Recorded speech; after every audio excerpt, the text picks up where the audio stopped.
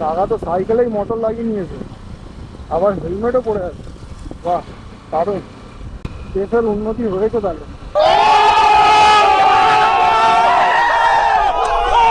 তো আমাদের এই ধর্মতলা, মানে এই ডালহৌসি বা ধর্মতলা এই এলাকাটা কিন্তু পুরো ইতিহাসের ছড়াছড়ি। মানে তুমি এর অলি গলিতে তুমি ইতিহাস খুঁজে পাবে, ইতিহাসের চিহ্ন পড়ে আছে।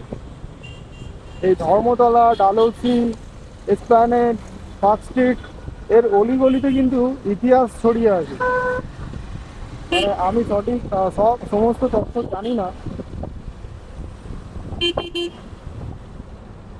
তো তোমরা চাইলে একটু গুগলে সার্চ করে দেখে নিতে পারবে। আর আমি এখন চলে এসেছি ভাই ইডেন গার্ডেনের সামনে। দেখো, তো তারিখটা হচ্ছে ইডেন গার্ডেন, আর তার পাশে আছে আকাশবাণী ভবন।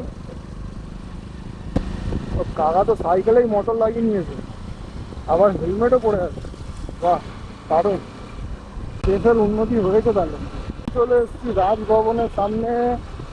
এই রাজভবনে কিন্তু রাজ্যপাল থাকে, আমরা সবাই জানি।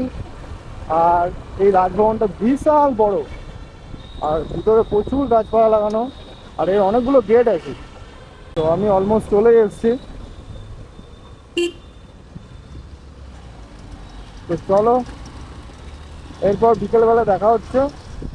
আর বিকেলে সবার প্রথমে তোমাদেরকে নিয়ে যাবো প্রিন্সেপ ঘাট।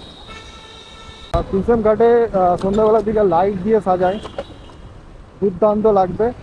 আর তো চলো, দেখা হচ্ছে বিকেলবেলা।